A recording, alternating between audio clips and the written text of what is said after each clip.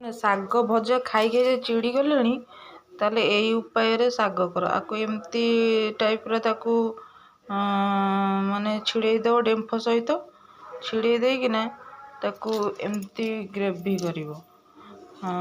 ଚାଉଳ ମୁଁ ତିନ୍ତେଇଥିଲି, ଚାଉଳ ରସୁଣ ଲଙ୍କା ଆଉ ଜିରା ବାଟି ଦେବ।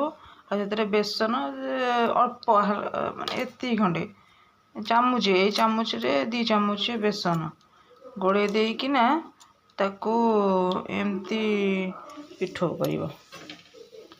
କରିବି ଦେଖ, କରିଛି 3ଟା ପକେଇଛି ତାୱାରେ, ଟାଇପ୍ର ପିଠଉ କରିବ। ମାନେ ଏତେ ଟେଷ୍ଟ ଲାଗିବ ପିଠଉ, ମାନେ ଶାଗ ଯେ ଖାଇବାକୁ ଚାହୁଁନଥିବ ଶାଗ ଖାଇବ। ଏମିତି ଡେମ୍ଫ ସହିତ ଧରିକିନା ପିଠା ନ ଆଣୁ ଦେଖ ଭିକାରିକି ଥାଳ ଧରି ଠିଆ ହେଇଗଲା। ଦିଅ ମତେ ଦିଅ, ଗୋଟାଏ ଦିଅ ମେମି, ଗୋଟେ ଦିଅ।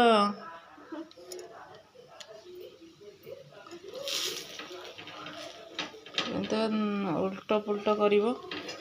ଏପଟେ ହେଇଗଲେ ଏପଟଟା ଦେଖନ୍ତୁ ବ୍ରାଉନ୍ କଲର୍ ଟାଇପ୍ର ହେଇଯିବ। ଏପଟ ଏମିତି ବୁଡ଼େଇବ, ଏମିତି ବୁଡ଼େଇକିନା ଏମିତି ପକେଇକିନା ଏଟାକୁ ଏମିତି କରିକିନା ଏମିତି ପକେଇବ ଶାଗ ସହିତ। ତାପରେ ଏମିତି କରିକିନା ନମ୍ବାରେ ଦେଇଦେବ।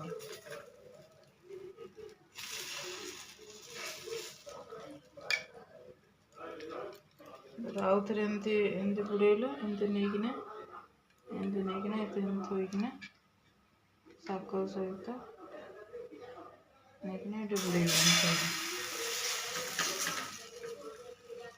ବହୁତ ଟେଷ୍ଟି ଲାଗିବ, ଆଉ ଖାଇବ ମୁଡ଼ମୁଡ଼ ଲାଗିବ।